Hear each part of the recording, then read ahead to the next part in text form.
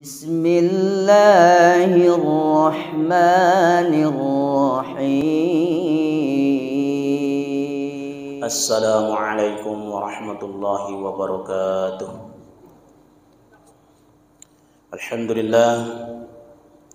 Alhamdulillahi rabbil alamin. Wa bihi nasta'in ala umurid dunya waddin. Wahdahu wassalatu wassalamu ala rasulillahi ajma'in. Allahumma salli ala Sayyidina Muhammad wa ala ali Sayyidina Muhammad. Qala Allah Ta'ala fil Qur'anil Karim, A'udzu billahi minasy syaithanir rajim. Ya ayyuhalladzina amanu taqullaha haqqa tuqatih wa la tamutunna illa wa antum muslimun. Para bapak ibu jamaah salat zuhur yang semoga dirahmati oleh Allah Subhanahu wa taala. Setelah kita membahas hal-hal yang membatalkan puasa dalam beberapa poin. Yang pertama, makan dan minum dengan sengaja. Yang kedua, masuk sesuatu ke dalam rongga tubuh dengan sengaja. Kemudian muntah dengan sengaja. Kemudian yang keempat, jima dengan sengaja. Ini yang kita bahas. Pertama, kita lihat pendapat Imam Nawawi rahimahullah ta'ala. Ini pembahasannya nanti mulai ya, di jilid yang ke-7 ini dalam kitab Siyam, halaman 388 sampai kemudian berikutnya. Tentang jima dengan sengaja ini adalah Imam Nawawi menjelaskan dalam kitabnya Ajma'atil ummati ala tahrimil al-ijma'i fi kubuli wa duburi ala sha'im, di mana umat semuanya sudah mengetahui, kita ini orang Islam, siapapun sudah mengetahui tentang batalnya puasa, yakni melalui jima mau melewat kubul maupun dubur. Nah, itu kita semua sudah mengetahui tentang itu, bahwa jima secara sengaja lewat kubul dan dubur, maka kemudian hukumnya adalah batal puasa tersebut.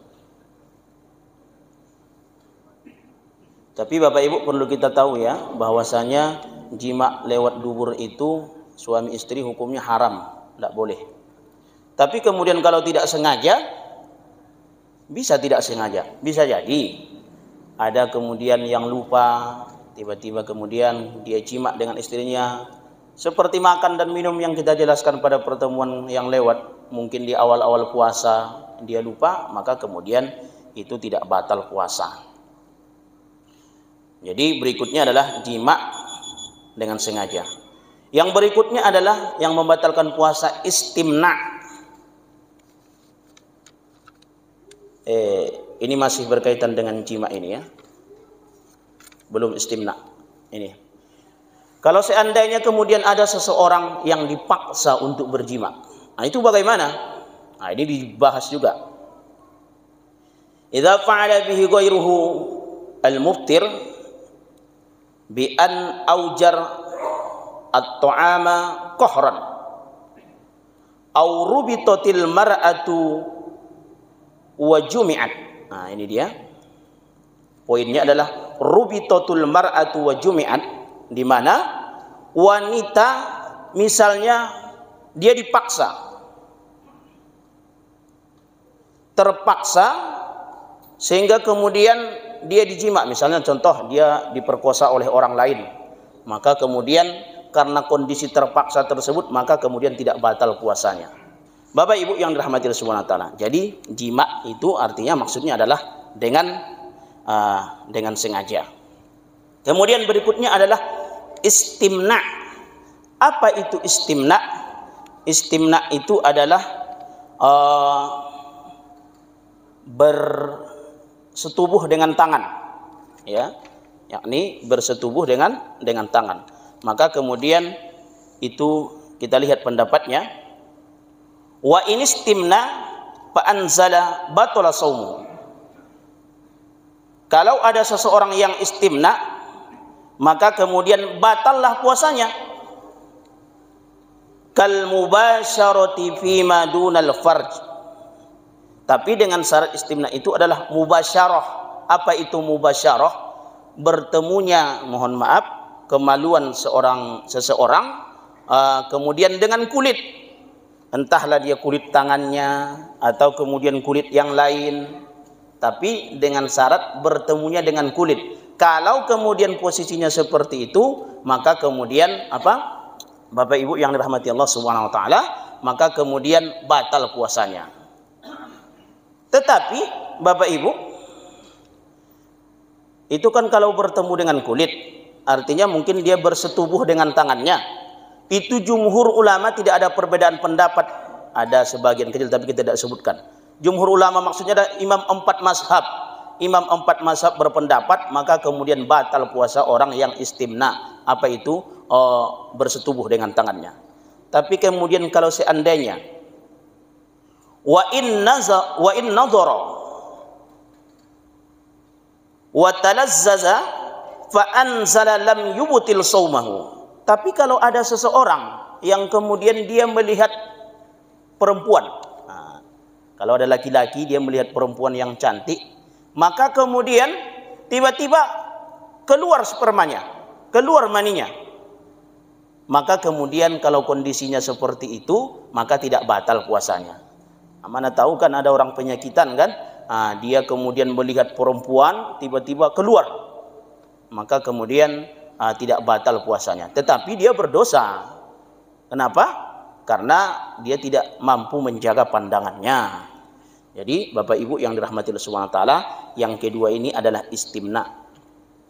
Kemudian Bapak Ibu yang dirahmati Allah Subhanahu wa taala, berikutnya adalah yang membatalkan puasa adalah haid dan nifas. Haid dan nifas.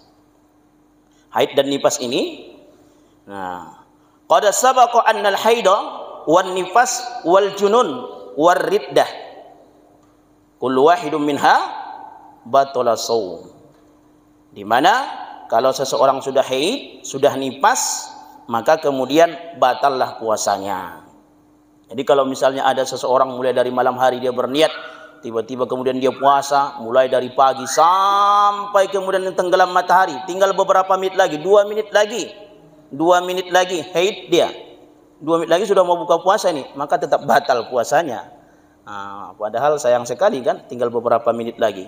Tapi kalau kemudian itu terjadi, maka kemudian tetap batal puasanya. Tetapi adapun dia berpuasa yang lewat itu, selama dia puasa beberapa jam itu, maka kemudian dia diberikan pahala. Tapi di waktu yang lain dia tetap wajib mengqadhonya.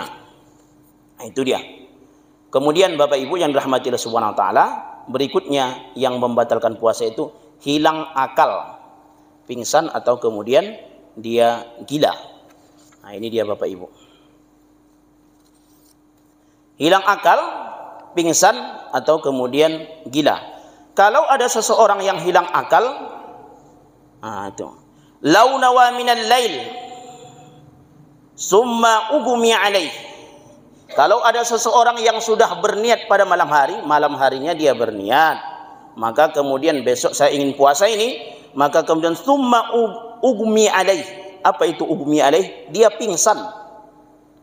Maka kemudian jami'an nahar, yaitu dia pingsannya itu selama sepanjang hari, maka kemudian lam yasih saumuhu, maka kemudian tidak sah puasanya. Kalau ada orang yang pingsan mulai dari terbit matahari sampai tenggelam matahari, dia pingsan, maka tidak sah puasanya.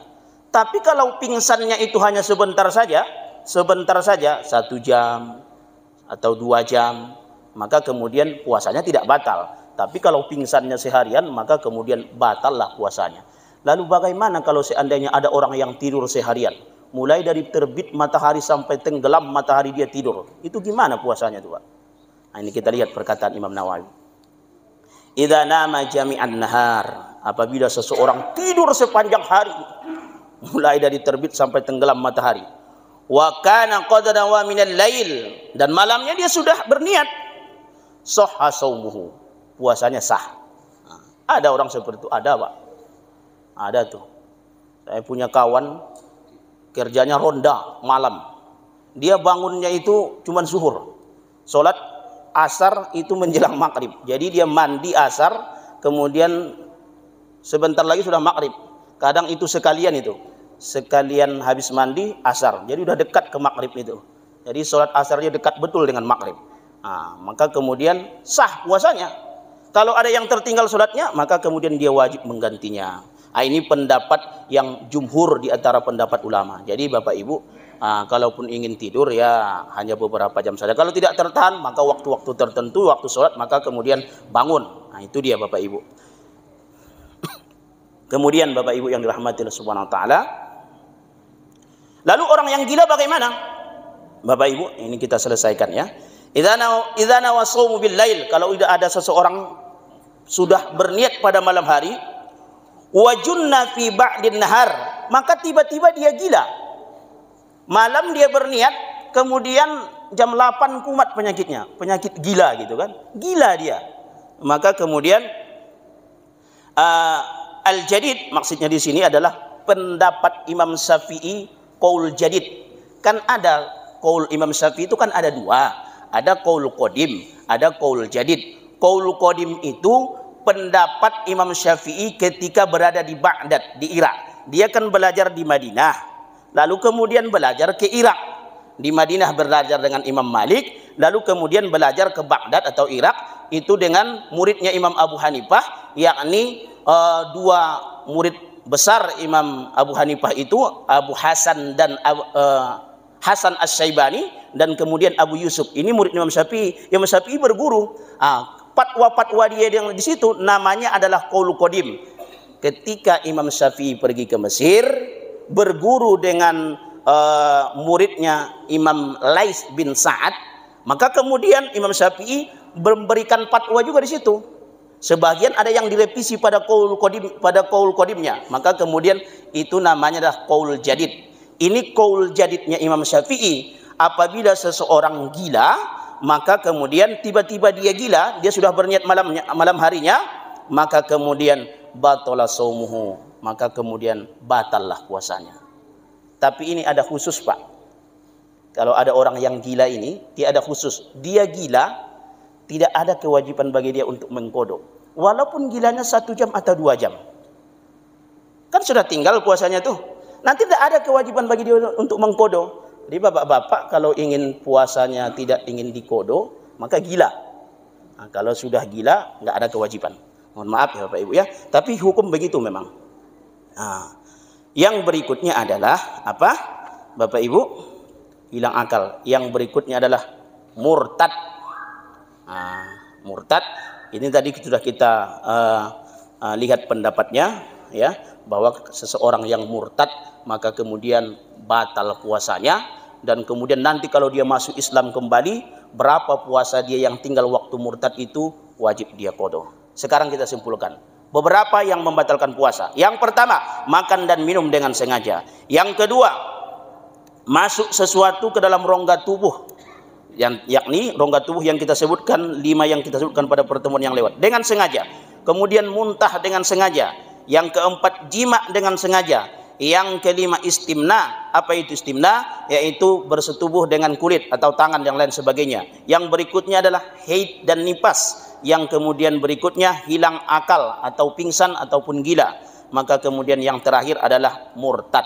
Inilah hal-hal yang membatalkan puasa. Mudah-mudahan kita paham, kita mengerti, dan kemudian Allah sampaikan kita ke bulan suci Ramadan ini, dan kita berharap kita bisa melaksanakan puasa dengan sehat walafiat.